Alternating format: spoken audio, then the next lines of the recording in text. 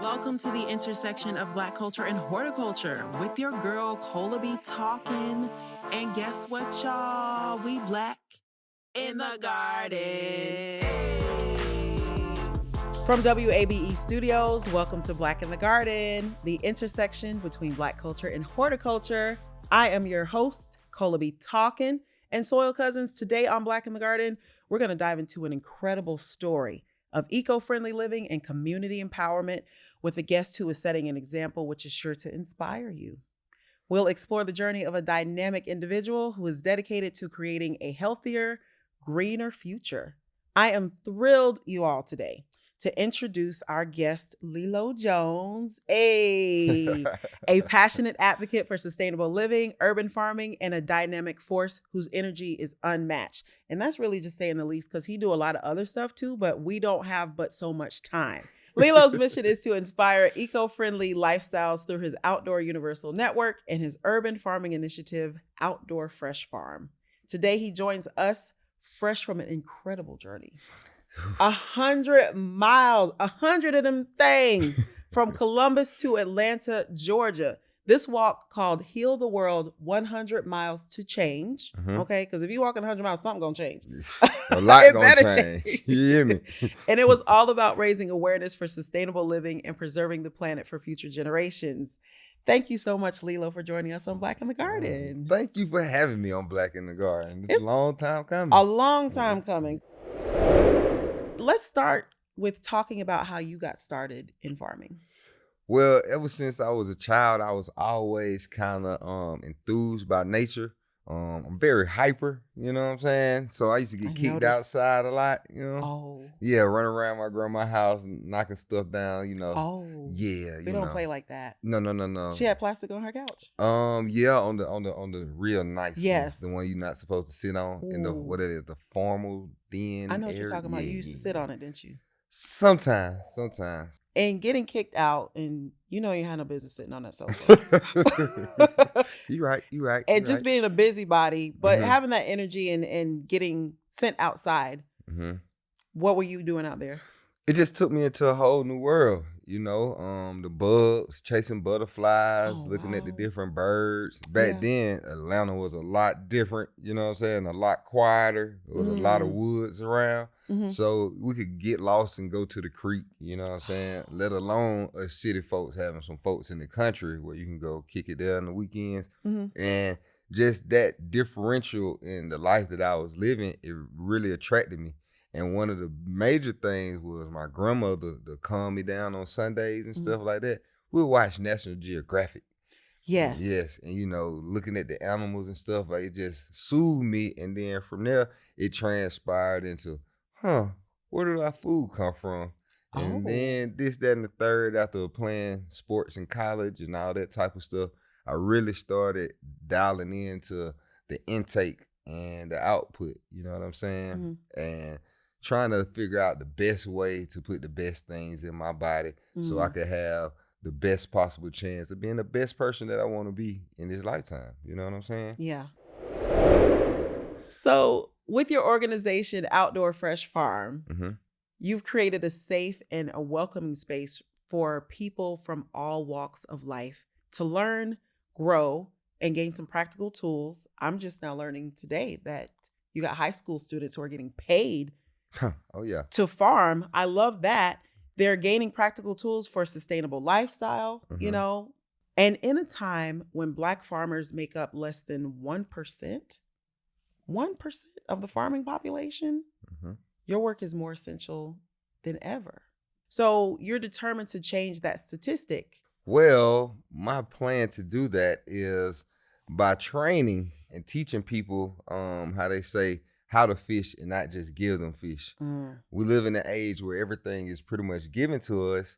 And like I said in the Thanksgiving episode, we don't think about what it takes for us to have these luxuries that we have as far as food, even the plants that's in front of us now. Somebody either had to cultivate them, do some strenuous work, make sure that they keep up with them with time and all this type of things that go into some of these small, minute things that we look at. And so I feel that if I can help raise the awareness as well as make entertaining and education blend together to make a little education situation. Yes. You know what I'm saying? I think that we can attract more people because a lot of things that have deterred me in my life is when I feel like people was talking down on me or something like that. But I feel like if we speak with people with open arms and invite them in, we'll have a lot easier chance of changing the narrative. Mm-hmm. So I've been so excited to tell the Soil Cousins about What? your 100-mile walk. That, Yeah. like, listen, as someone who set out to plant a tree in every state, Mm-hmm.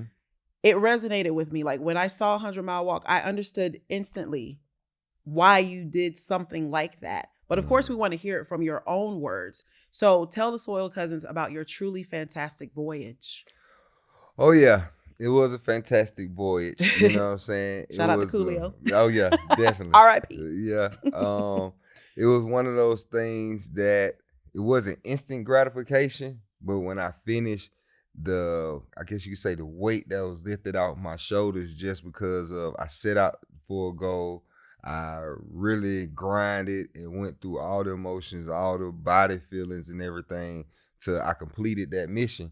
And it was very gratifying. But then at the same time, too, it was an awakening moment because certain things that we just ride past while we're in the car paying attention to the other fools around us swerving and stuff. Yeah. You don't see everything that's on the side of the highway, or you don't see all the trash, pollution, or the waterways that have tires and all this type of thing in it.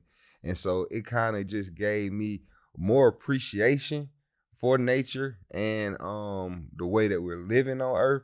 But then at the same time too, wanted me to jump out of the garden or the farm box to start looking at things in a more global perspective and looking things basically on a worldly level. You know what I mean? Because we all nature. We all came from nature. You know what I'm saying? Everything that we have on this planet came from nature. So why won't we do our due diligence to make the best out of nature and work in respect with nature? Yeah, you know what I mean? We're all made of the same things. I love it when I'm reminded that we're made of the same, the atoms and the molecules, the elements that are making up the stars and, the plants and the planets.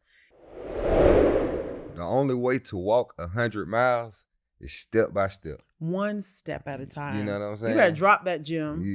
Step by step. There ain't no other way around it. You know what I mean?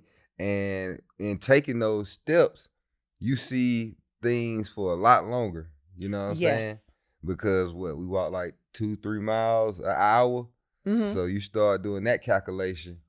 And so, you know what I'm saying? Things get real quick. It did get real. Yeah. I know it got real for your feet. Oh, yeah. The feet, legs, heels, dodging cars, being in a rural environment where they don't have no sidewalks. It's just a shoulder drop off woods. You know what I'm saying? Wow. You got to figure it out. So it heightened a lot of my senses too as well. Yeah. Because now I can hear a car coming from way around the road somewhere. You know what I'm saying? Just because I had to know when I was tired, my head was down. So I need to know if a car was coming from behind me or in front, you know? So like they say, when the body start going, some of those other intangibles, they start kicking in real heavy. I appreciate you sharing that because like how are most of us going to know? We've not done this before. So you were out there. All the way out there. All the way out there. And you didn't emphasize the part about being Black in rural Georgia, just walking. It don't matter what you were walking for. You was Black walking. Yeah, you're right.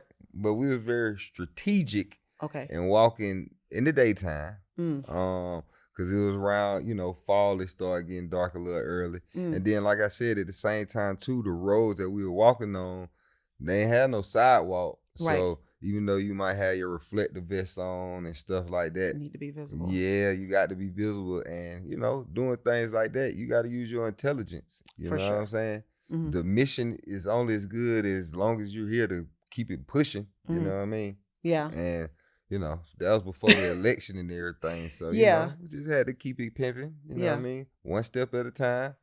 How y'all doing? All right. Right. And keep on rolling. I'm from the South. I know how to. You know how to navigate. Conduct myself accordingly. For sure. But thankful to say that, you know, it wasn't no hostility or nothing like that. No Everybody drama. that we met with was cool.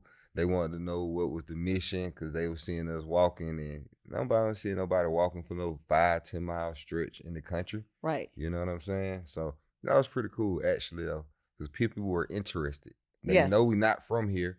Mm-hmm. You know what I'm saying? Some people were coming out taking pictures.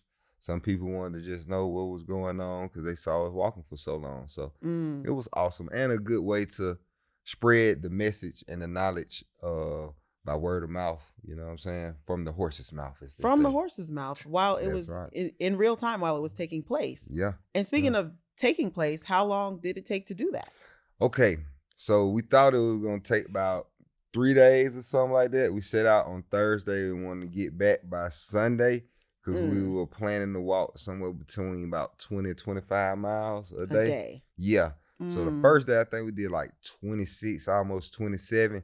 And then that's when things got real. Yeah, that sounds overambitious. Yeah, I mean, it wasn't too bad, but, you know, if you don't be hitting the concrete like that, you know, knees start swelling, ankles start swelling.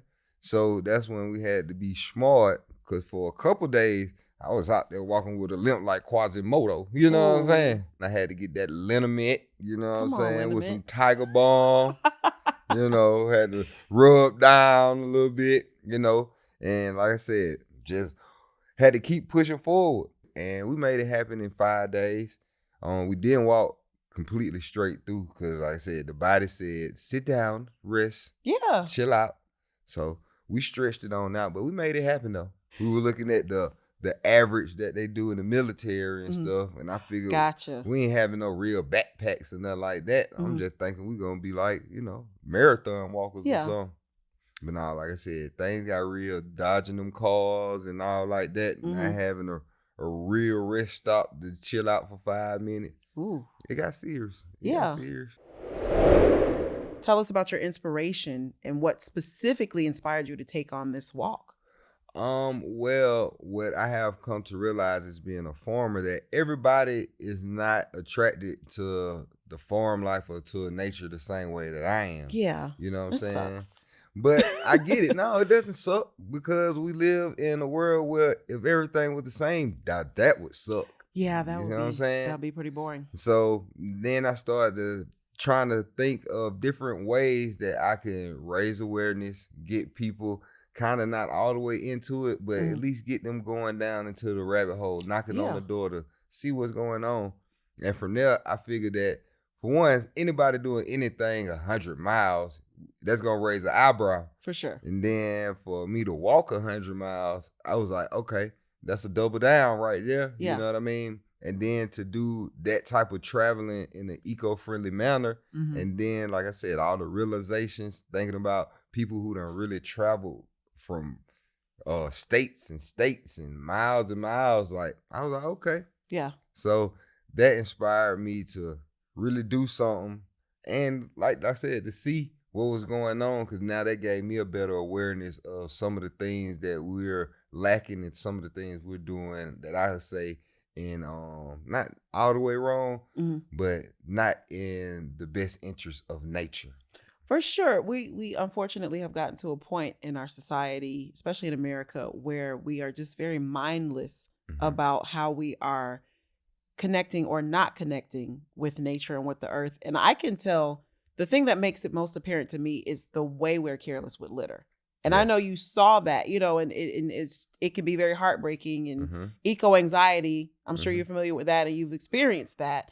It's heightened when you're out there and you're seeing it mile by mile. Yes. Along the way, tell us about some of the most memorable reactions. I know you mentioned, you know, people stopped and asked you questions, but was there anything in particular that stood out? Well, it was 2 things in particular that stood out. One, I think we were coming through Gay, Georgia or somewhere like that, and we came over this bridge, and it was like some of the most beautiful water that I have seen this whole time, and it was a creek that was just running, it was flowing. And one key things about rivers and creeks and stuff like that, every 7 to 10 miles, they will clean themselves just because of the sediment and the filtering process of nature. So to see it looking that good in my head, it was like, wow. 7 to 10 miles above that, that's some clean water coming through here. You know what I'm saying? And one of the other most memorable things on the flip side was coming up, I think, Highway 29, somewhere between Farron, Georgia, or something like that. And it was like a kind of ravine going to the railroad tracks. And I mean, it was like, looked like a ton, maybe 3-4 real big trash trucks, big dumpsters full of trash just sitting right there. But people couldn't see it because it's going down the hill and the trees and stuff were growing around it. So I just started looking at all that type of stuff, and it just gave me another outlook, even thinking about these quote unquote green gases that now are being used from the landfills. So even though the landfills might not be the best place for the trash, at least they're doing something with some of the gases and some of the ethanol that they have now, because I think in like Decatur, they using the gas created from the landfill out there to actually run the natural gas throughout Decatur in some parts. So yeah, you know what I'm saying? It might not be the best method, but we're starting to think in ways to use some of these methods not only for our benefit now, but later on down the line as well. So in touching on that aspect of how this unexpected ethanol gas from landfills is used in that way, I'm thinking about sponge cities. For those of you who may not be familiar, let's define what a sponge city is and then explore how it works so we can understand why this approach is so important for urban areas, especially Atlanta, especially today. This is crucial now because as cities face increasing climate changes like flooding and heat waves, solutions that integrate natural infrastructure are key for resilience and sustainability. So, according to the organization Climate Champions, the term sponge cities is used to describe urban areas with abundant natural areas such as trees, lakes, parks, or other good design that is intended to absorb rain and prevent flooding. So you know how all that stuff works. Essentially, cities that intentionally work with nature. And I know you know this. I'm sharing this to make sure our soil cousins are all on the same page. Cities that intentionally work with nature to keep things cool, manage stormwater, and protect urban environments. With that in mind, knowing that sponge cities rely on green spaces and community awareness to manage stormwater and enhance urban resilience, and you're focused on eco-education, how do you envision Outdoor Fresh Farm fitting into a sponge city model? That's a good one. With Outdoor Fresh Farm, I also do a lot of installs and things like that. So some of the knowledge that I have acquired over the years, kind of before sponge cities were even a term or anything, we have things such as water gardens, ball gardens, you know what I'm saying? Things that allow plants to really absorb that excess water. Some of the things that you can see is like at a golf course where they have water featured somewhere, but they have like nice elephant ears or different tropical plants that are designed to keep those areas a little drier, because these plants are going to soak up a lot of that moisture and a lot of that water, as well as having different type of aquifers and things like that, underground water catchment systems. Those also help with sponge cities, because now collecting that water can then be treated or whatever you may have you, and then reused by the citizens of that environment. So just thinking of how many ways we can use things before we actually throw it away. You know what I'm saying? Exactly. That kind of is the idea or the model behind it all, so to speak. I could see how your farm, Outdoor Fresh Farm, could be central in a city planning situation if you were called on for something like that. Is that something that you could see happening? Yeah, because now I think about it, Outdoor Fresh Farm, for our location over off Hollywood Road, we actually have a ravine that does swell up over time, especially during the heavy rainfall. And it's a lot of plants that grow over there, from kudzu to the different types of ivy, and like I said, elephant ears, even things like elderberries, you know what I'm saying, could be used in a situation like that because they really thrive off of a lot of water. Cattails, a lot of different plants that could be used to just, I guess you could say, slow down the water. Yeah. But at the same time, too, help the water not be such a tyrant in our urban environment and our structure with the buildings and homes and things like that. Mitigating some of that flooding. I also thought about the papyrus plant, which is I just think it's so pretty. But I know it's a very special plant. We'll talk about that in another episode. But I love how that's one of those kind of plants that is typically used in that environment. So for those that are inspired by your journey, tell us some practical steps that they can take towards living more sustainably. I feel like this is one of your favorite questions. Just assuming. Well, I mean, because everything to me is a case-by-case scenario. Okay. So with different things, people who live in high rises, they're going to have different challenges than a person who lives in their own home. You know what I'm saying? Or who has land, for that matter, at their home. So certain things that we all can do are composting. You know what I'm saying? Having a spot to where we actually put our fresh waste from our fruits and vegetables or what have you to the side to then give those nutrients back to the soil. And if you think about it, in a rural environment, that also helps feed the wildlife and other animals, because if field mice come to your compost pile, the hawks gonna come, the owls gonna come. So now you start to actually work in harmony with nature and not just be so biased to the way we live in nature. You see what I'm saying? Yeah. Some of the other things that we can do is just, just be cautious of some of the waste that we are creating, whether it's be how many paper towels we use in the day. Yeah. You know what I'm saying? Get a towel and wipe your hands on that every now and again. But when it starts stinking, you need to wash it, Yeah, for sure. It's just little small little things that I think that can be done that are actually catapult and increase, to a larger scale to where we can do things a lot differently. You know what I mean? Yeah. And turn that water off while you're brushing your teeth. So how can small changes contribute to a healthier, more resilient community? I ask that because, once again, just thinking about eco-anxiety and how people may be kind of stressed about, like, it just seems like everything is going to rot and waste and the world is on fire, and not really knowing where can I begin. Well, you can begin with small things. In some areas that are food deserts, we can do a little bit more carpooling to get to the grocery store. Some of these grocery stores are 5 miles away. So now you think about everybody on your street going to the grocery store in each car. Somebody on that block have a van or something. I'm pretty sure, you know what I mean? Or coming together as a community and have community compost. You know what I'm saying? Some of these things can really, turn up the heat a little bit, so to speak, in a positive manner.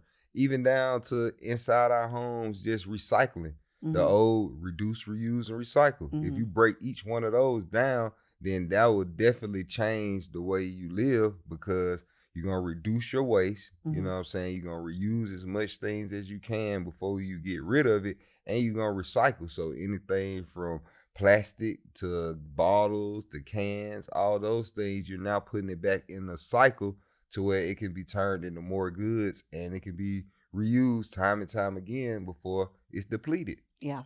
You know? Yeah, for sure. Because sometimes just living in the modern world that we live in, we all need to eat and do various other kind of things. We get like single use kind of products a lot. Right. And one of my tips that I implement most frequently is like reusing those things for different purposes, especially like little cups and stuff, and planting little seedlings and things like that in there. You brought a children's book, so let's start from there. I got it. You know what I'm saying?